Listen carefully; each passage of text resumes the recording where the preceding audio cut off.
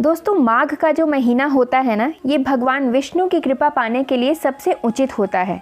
इस महीने की कृष्ण पक्ष की एकादशी को षटतिला एकादशी कहा जाता है। इस वर्ष 6 फरवरी के दिन षटतिला एकादशी का व्रत रखा जाएगा। धार्मिक मान्यता के अनुसार इस दिन हमें 6 प्रकार से तिल का प्रयोग करना चाहिए, तभी इसे षटतिला एकादशी का नाम दिया गया है। नहाने के पानी में तिल का इस्तेमाल करना चाहिए, तिल युक्त भोजन करना चाहिए, तिल के तेल से मालिश करनी चाहिए, तिल का उपटन लगाना चाहिए, तिल से हवन करना चाहिए और तिल का दान। ये 6 प्रकार से हम तिल का इस्तेमाल कर सकते हैं। दोस्तों, अगर आप एकादशी का व्रत करते हैं तभी भी या नहीं करते हैं तभी भी आप अपने घर में एकादशी की पूजा कर सकते हैं।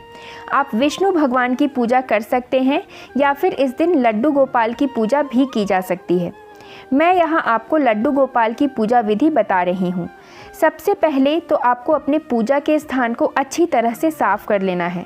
आप चाहें तो अपने मंदिर में भी लड्डू गोपाल की पूजा कर सकते हैं या अलग से चौकी लगाकर भी कर सकते हैं। मैं यहाँ चौकी लगाकर पूजा कर रही हूँ। तो सबसे पहले आपको ज़मीन पर हल्दी से स्वास्तिक या फिर एक रंगोली बना लेनी है। इसके ऊपर ही आप पूजा की चौकी लगाएं। जब आपका स्वास्तिक बन जाए तो आप इसके ऊपर अपनी चौकी रख दें। अब इस चौकी पर साफ पीला कपड़ा बिछा लें।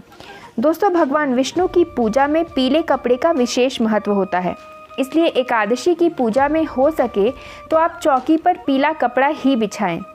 अब सबसे पहले हम लड्डू गोपाल को स्नान कराएंगे। इसके लिए मैंने तिल को थोड़ा कूट लिया है और उसमें थोड़ा सा चंदन मिलाकर उपटन तैयार कर लिया है।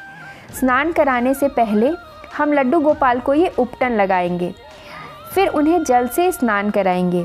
मैंने इस जल में भी थोड़ा सा तिल मिलाया है। दोस्तों, इस तिल मिले हुए जल से ही स्नान करना चाहिए, इसका विशेष महत्व है। सफ़ेद या काले जो भी तिल आपके पास उपलब्ध हों, आप वो थोड़ा सा नहाने वाले जल में मिलाकर इस दिन ज़रूर नहाएं। आज के दिन ऐसा करने का बहुत ज़्यादा फ़ायदा मिलता है। अब लड्डू गोपाल को स्नान कराने के बाद हम उन्हें वस्त्र पहनाएंगे। दोस्तों, हमें लड्डू गोपाल को अपनी चौकी पर विराजित करना है। इस चौकी पर थोड़ा सा तिल डालकर हम लड्डू गोपाल का आसन बनाएंगे। अब यहाँ अपने लड्डू गोपाल का आसन लगाकर उन्हें यहाँ बैठा देंगे।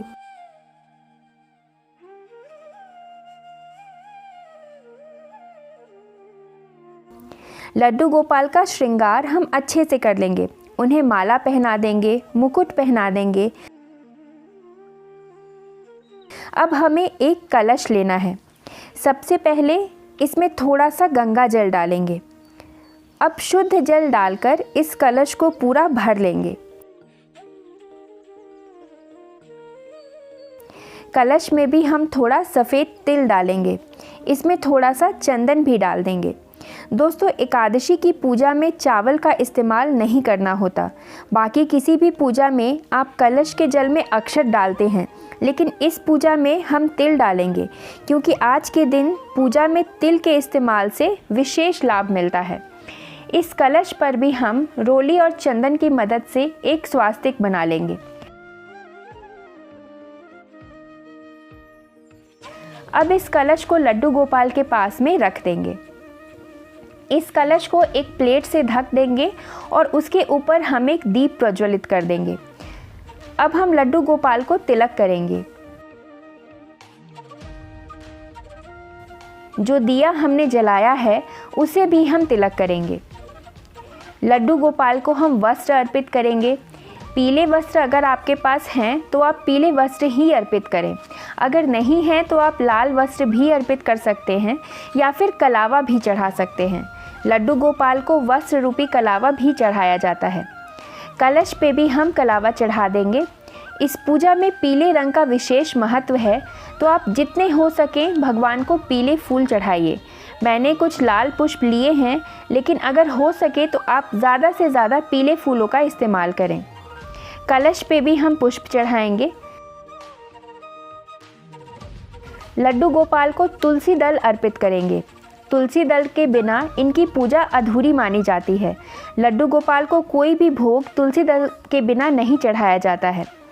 तुलसी दल के बिना लगाया हुआ भोग लड्डू गोपाल स्वीकार नहीं करते। अब हम भगवान को तिल से बनी कोई मिठाई अर्पित करेंगे। षटतिला एकादशी में तिल का विशेष महत्व है। भगवान को भी थोड़ा तिल अवश्य अर्पित करें। थोड़ा तिल एक अलग पात्र में दान के लिए भी ज़रूर निकालें। दक्षिणा भी यहाँ आपको अपने सामर्थ्य के अनुसार ज़रूर निकालनी है। दक्षिणा आप अपने अनुसार बढ़ाना चाहें तो बढ़ा सकते हैं। दान किए जाने वाली तिल की मात्रा भी बढ़ाई जा सकती है। इस दिन तिल से बनी वस्तुओं का भी दान किया जा सकता है। अब भगवान को फल अर्पित करेंगे। जो भी मौसमी फल आपको मिल पाएँ आप वो अर्पित करें। मैंने यहाँ 5 प्रकार के फल लिए हैं और उन्हें भगवान को अर्पित किया है। भगवान को जो भी भोग लगा रहे हैं उसमें तुलसी दल डाल देंगे। भगवान को भोग लगाने के बाद एक लोटे में भगवान के लिए जल भी रखेंगे। इससे हमारा भोग पूरा होगा। इस जल में भी थोड़ा तिल डालेंगे। अब हम दिया जला लेंगे। दोस्तों, आज की पूजा में तिल के तेल का विशेष महत्व है, इसलिए कोशिश करें कि आप तिल के तेल से ही दीप जलाएं। आप चाहें तो इस दीपक के तेल में भी ऊपर से थोड़ा तिल डाल सकते हैं। अब हम धूप भी जला लेंगे, भगवान को दीपक दिखाएंगे। इन सभी कार्यों को करते हुए हम अपने मन में ओम नमो भगवते वासुदेवाय मंत्र का जाप करते रहेंगे। अब हमें एकादशी की कथा पढ़नी है, जो हम एकादशी महात्म की किताब से पढ़ेंगे। ये व्रत कथा सुननी आज के दिन बहुत ज़रूरी होती है। अगर हमने व्रत नहीं भी किया है तो भी हम ये कथा सुन सकते हैं। कथा पढ़ते समय हाथ में पुष्प और थोड़ा तिल ज़रूर ले लेंगे। खाली हाथ कोई कथा नहीं सुनी जाती। अब कथा समाप्त होने के बाद धूप दीप दिखाकर भगवान की आरती करेंगे। हाथ जोड़कर भगवान से क्षमा याचना करेंगे कि अगर हमारी पूजा में हमसे कोई गलती हुई हो तो भगवान उसे क्षमा करें। अब थोड़ा गंगा जल हाथ में लेकर दीपक के चारों ओर 3 बार थोड़ा छिड़क लेंगे। इससे हमारा आचमन हो जाएगा। इस तरह से पूजा हमारी संपन्न हो जाएगी। दोस्तों, मैंने यहाँ आपको बहुत ही सरल और साधारण विधि बताई है। इस तरह से आप षटतिला एकादशी की पूजा कर सकते हैं। अगर आपने व्रत रखा है तभी भी और अगर नहीं रखा है तभी भी आप इस तरह से अपनी पूजा संपन्न कर सकते हैं। शास्त्रों के अनुसार इस दिन तिल से बने हुए व्यंजन या तिल से भरा पात्र दान करने से अनंत पुण्यों की प्राप्ति होती है। जितना पुण्य कन्यादान, हजारों वर्षों की तपस्या और स्वर्ण दान से मिलता है, उससे अधिक फल षटतिला एकादशी करने से मिलता है। इस व्रत को करने से घर में सुख शांति का वास होता है और नकारात्मक शक्तियाँ समाप्त होती हैं। तो दोस्तों, आशा करती हूँ ये वीडियो आपको पसंद आई हो।